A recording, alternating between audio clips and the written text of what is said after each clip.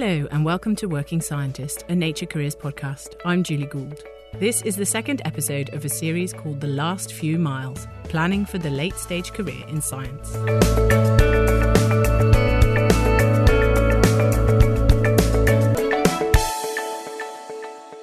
Retirement is a major life transition, one that many of us don't ever really think about. Scientists and researchers are all very busy with all the other thousands of things going on in their lives.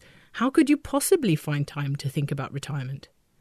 But as we heard in episode 1 of this series, it comes to us faster than you might think. So in this episode, we're looking at, well, what is retirement? I still don't know.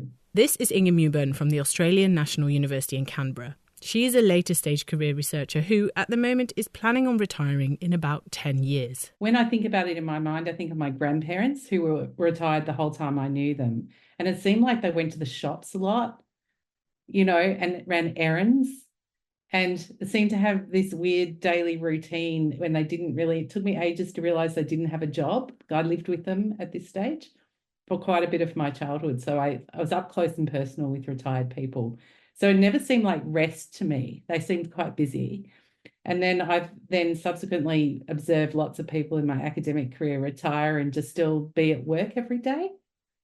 And then some people I know who've really taken retirement very seriously have sort of set other models to me. So I really don't know what it is yet. What Inge saw her grandparents do is what Roger Baldwin, a retired professor of higher adult and lifelong education and the current chairperson of AROHI, the Association of Retirement Organizations in Higher Education, sees as an outdated definition of retirement. Retirement used to mean a period of well-deserved leisure after the end of one's career employment.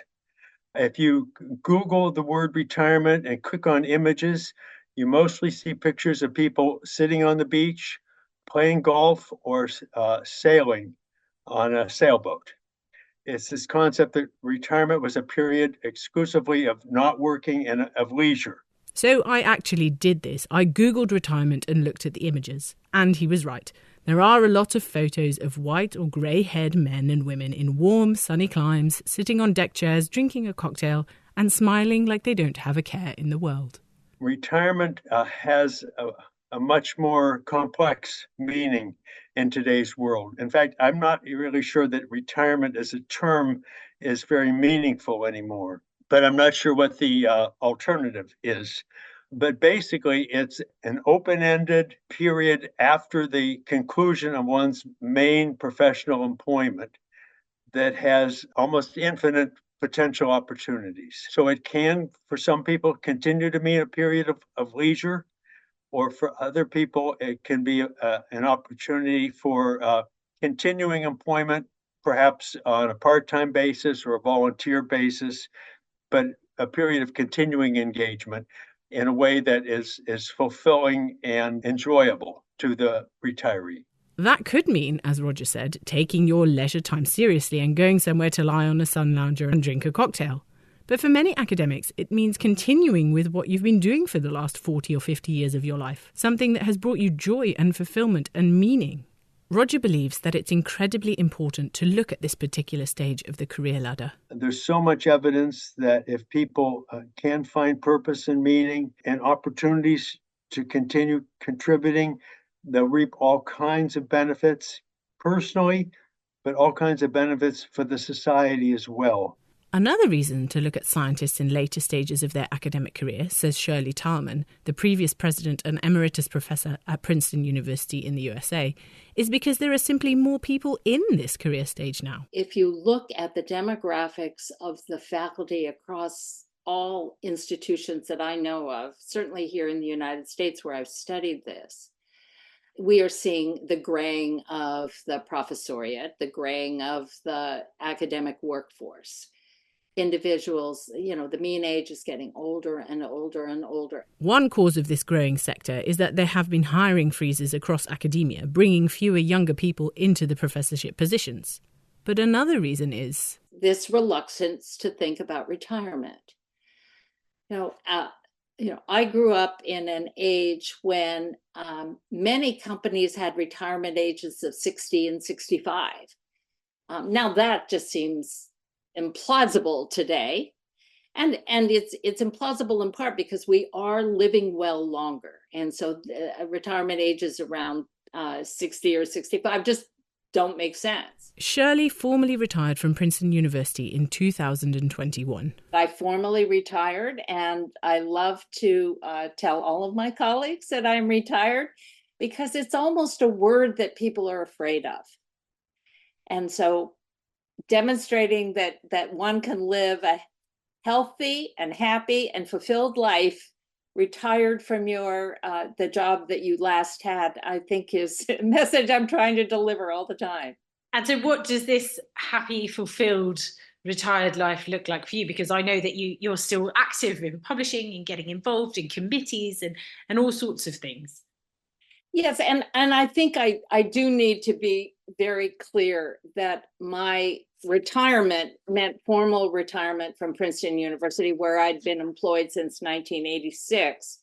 It did not mean that I ended the kind of work that I've been doing since I stepped down from the presidency, which is to serve on a couple of university boards, college boards, because I can take advantage of all of the knowledge that I gained while I was president at Princeton.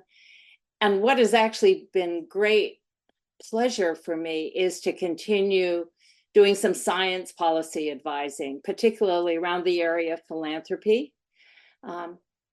So I've had a busy and rich time, despite the fact that, I declare that I'm emerita and retired. But I continue to do lots of other things. There are different ways for academics to retire. One way, as Roger inclined, is to leave academia behind and never look back. But to be honest, those kinds of retirees from academia are few and far between. Many stay involved in one way or another. Some take on the role as an emeritus professor, like Shirley Tilghman. This is an honorary title that allows you to continue being involved with the university. Roberto Coulter became a professor emeritus at Harvard Medical School after retiring in 2018. For him, being an emeritus professor allows him to stay in contact with the university and his colleagues. Basically, all of the benefits that I had in terms of access to resources at Harvard, the ability to join all of the meetings, seminars, etc., that remains the same.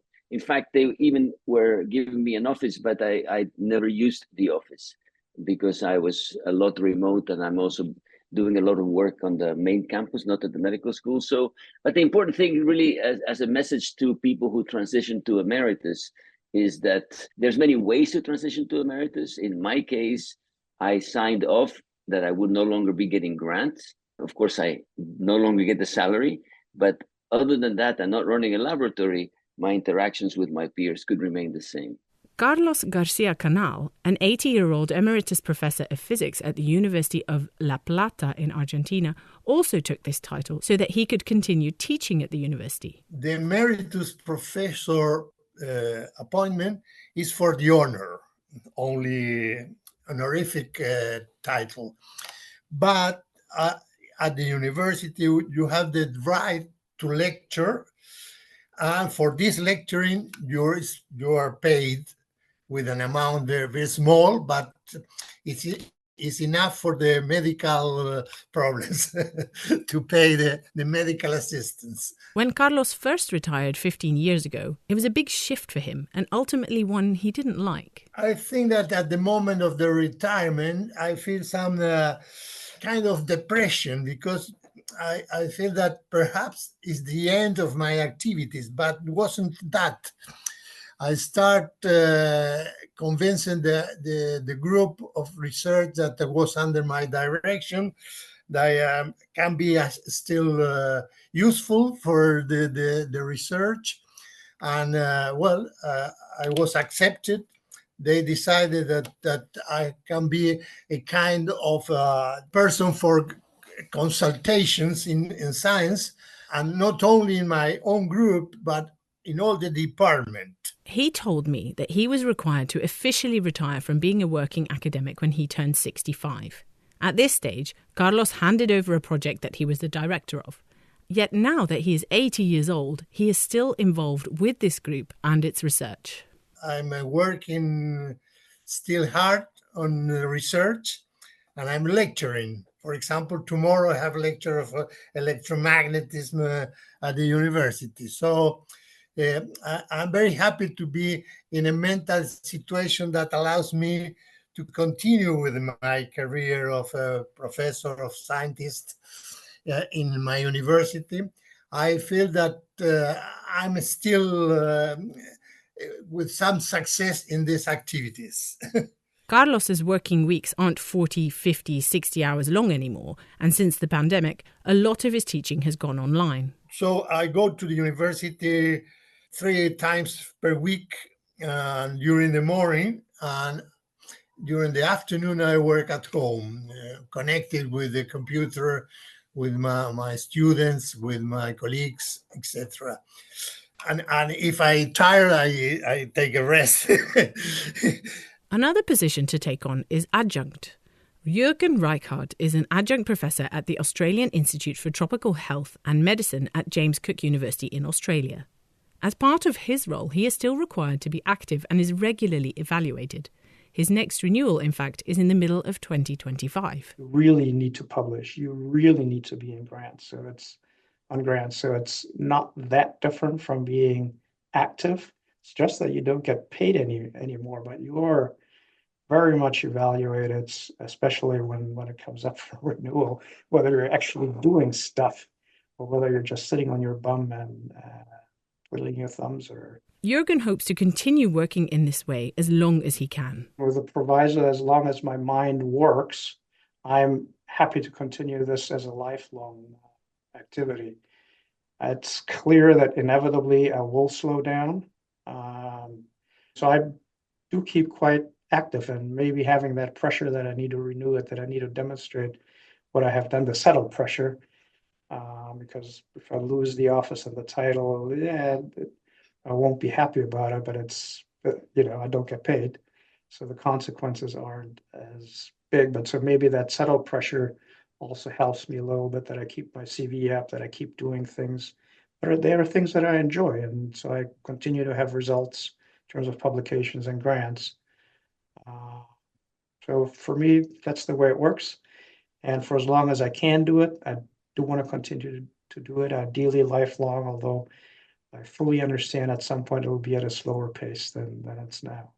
For some, like Carlos García Canal, retirement was forced on them by a mandatory retirement age. Others, however, are forced into retirement due to factors outside of their control.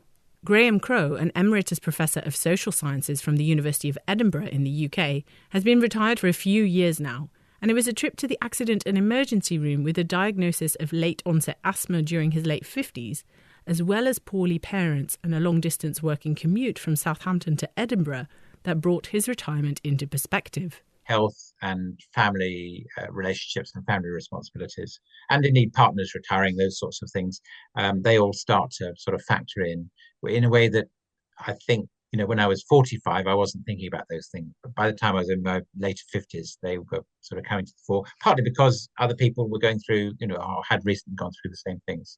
You go to lots of retirement dues, and it gives you reason to think. And when you're 25, 35, you think you're going to go on forever. And by the time you get to your late 50s, I think that that shifts. And for others again, retirement is a choice. Pat Thompson is a part-time professor of education at the University of Nottingham in the UK, although she lives in Australia. Her research focus is on academic writing and doctoral research. And this is actually a second career for Pat, who spent the first 2 decades of her working life as a teacher. Since then, Pat has been working in academia for the last 3 decades and is now working on and planning her retirement. For Pat, retirement means having more control over what it is I want to do and doing less of some of the things I've been doing up till now. And that might sound a little bit vague, but I think there's probably some parts of academic work that I want to continue, certainly for a while longer. But there are a number of things about academic work that I can quite happily leave behind me. Pat is working part-time and plans to formally retire from the University of Nottingham when her latest project comes to an end towards the latter half of 2025. Until then, one of the reasons I'm still doing things is because we're in the second year of the 3-year funded research program that, I'm still involved in. So at the moment, I'm still supervising a few doctoral researchers and working on this research project and trying to wrap up and do the writing from a big funded program looking at big funded research program looking at the arts in primary school. So I've just got a whole lot of things to finish off before I can just solely go and melt metal. Here Pat is referring to her retirement plan of making silver jewellery, something that she has been learning to do for a couple of years now. And Pat told me that even though she is planning for her retirement, she still argues with herself about whether or not to continue working. I guess it's because I kind of feel like, on the one hand, I should be done by now. I should be putting my feet up. There's this kind of unwritten expectation that, you want to stop working and you want to spend, the last bit of your life doing something else, traveling or whatever.